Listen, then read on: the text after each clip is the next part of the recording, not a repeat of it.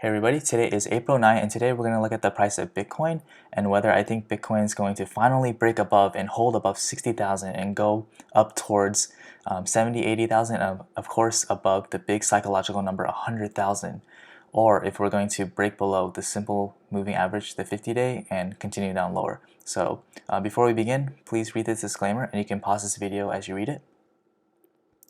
Okay, so the last time I updated you guys was on Wednesday, and on Wednesday the price was starting to come down, and I told you how I wanted to see us, at least if we come down hard, I want to see us bounce off our short-term moving average, which is this silver line, which is a 50-day simple moving average.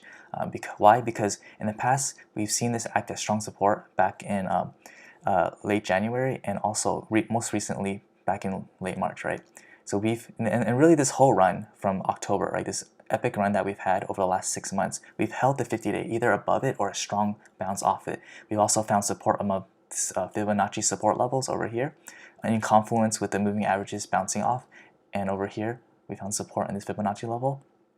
So the question is, are we going to finally be able to break above 60,000? We've been trying to break above over here and over here, but we keep getting rejected, right? And now Bitcoin is consolidating, going sideways basically, and it has to make a decision because at a certain point it's either going to break down or break above, right?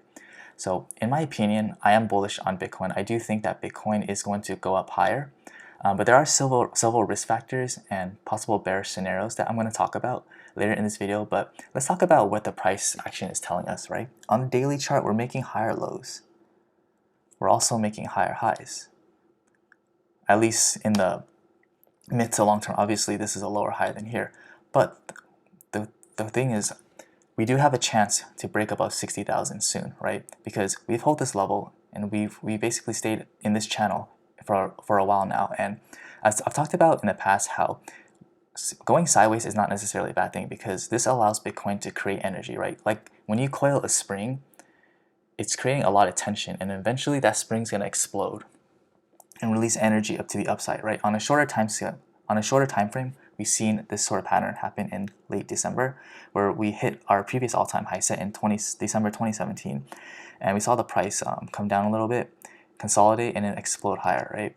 And something similar could be happening in this pattern as well, right?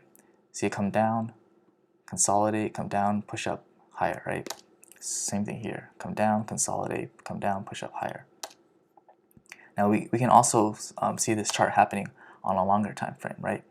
Here, the weekly chart, we see this, we consolidate for pretty much over a year now, right?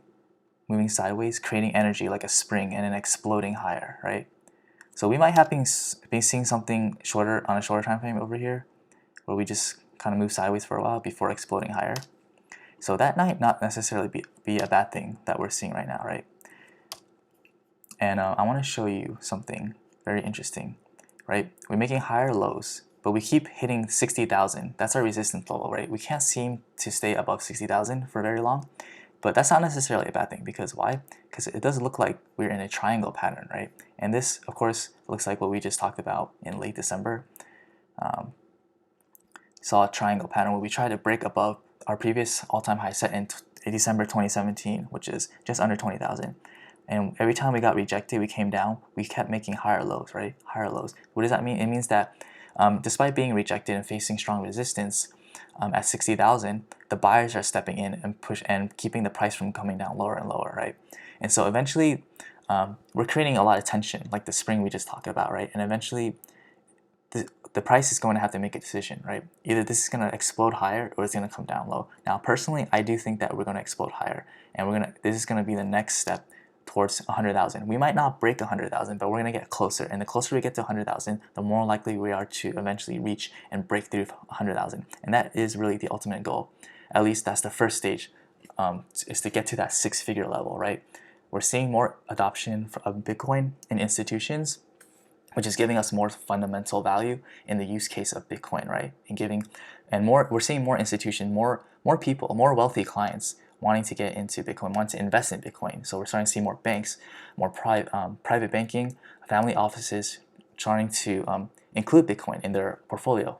So a lot of wealthy families, they have a lot of money, they want to diversify their portfolio, and Bitcoin can be an alternative asset class which can give them higher returns than maybe the stock market can or real estate can, right? So overall, I am bullish on Bitcoin. Like this triangle, I do expect us to break out soon and get closer and closer to 100,000. But of course, we have to talk about possible bear scenarios, right? This is a objective, unbiased channel. We have to talk about possible risk cases. And one of the big cases we've been talking about recently is this pi cycle top indicator, right? I made many videos on this, how every time it crosses, we seem to have a pullback, either a pullback, a big pullback, or we enter a bear market, right? But I also talked about how this doesn't necessarily mean that we're going to crash this time, right? Why? Because this indicator was created in 2019 after these crosses had already happened, right? So it's possible that this was created after the fact and it doesn't have much predictive powers. So yes, this thing's gonna cross within the next few days. Everybody's talking about it right now within the crypto community, and I'll definitely update you just for entertainment purposes. But I personally don't think the market is gonna crash when this crosses, right? And another reason is that the fear and greed is very low, or it is still technically greedy, but usually when we've had these crosses, look at how the price action is going parabolic. It's going straight up here, straight up here, straight up here. But we've been consolidating for the last couple of weeks, right? We've been consolidating. This is not parabolic. This isn't FOMO, right? Otherwise, we'd be seeing greed at like 99 or something. We'd be seeing greed above 90. But right now, we're seeing the fear and greed index slumping now. There's no parabolic, euphoric, irrational exuberance. Nobody's mom and grandmother is telling them to put their life savings into Bitcoin like they were in December, and like they were here in December 2017 and 2013, right? So personally, I don't think that the pi cycle top indicator, when it crosses, is going to cause a crash, right? Of course, it is possible, especially if we break below our short-term moving average and we start making, I said this many times, if we start making lower lows, and it's going to cause a major direction in the chain, in the direction of the price action, in the change in the direction of the price action. So just keeping that in mind, that it is possible, but I think that the probability of the market crashing at this point is fairly low. So overall, again, to summarize, I am bullish on Bitcoin. I do believe we're going to hit $100,000 by the end of this year and probably go beyond $100,000, right? I don't think we're just going to hit 100,000 and just crash into the next bear market. We're building up a lot of energy right now. Bitcoin going sideways right now is not a bad thing. We're creating a lot of energy that's going to explode and possibly push the price higher, right?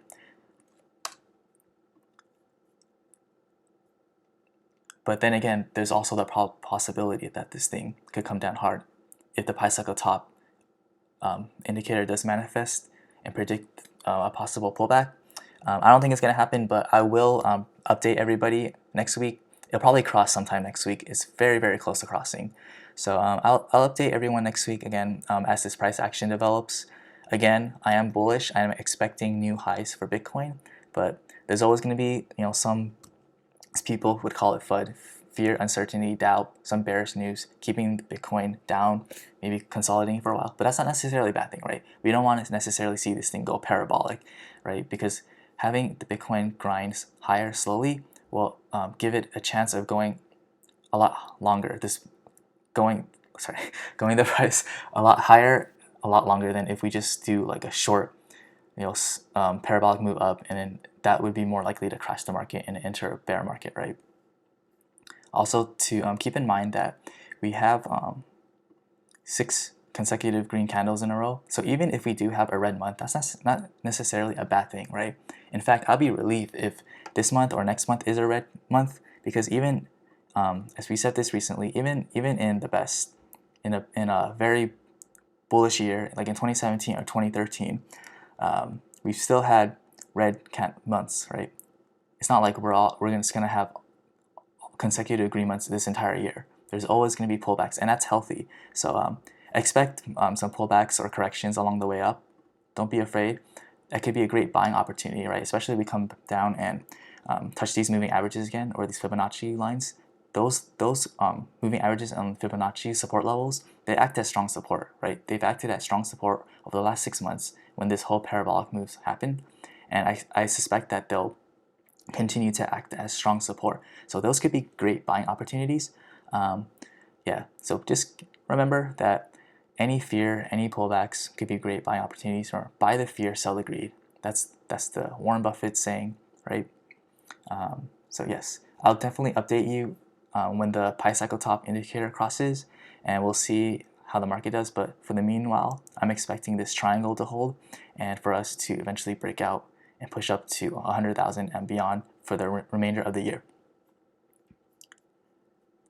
Thank you all for watching this video. If you found it helpful, useful, informative, please like this video, leave a comment below, and subscribe for updates. Thank you so much for watching, and I appreciate all your support. Have a great weekend, everybody, and I'll see you next week.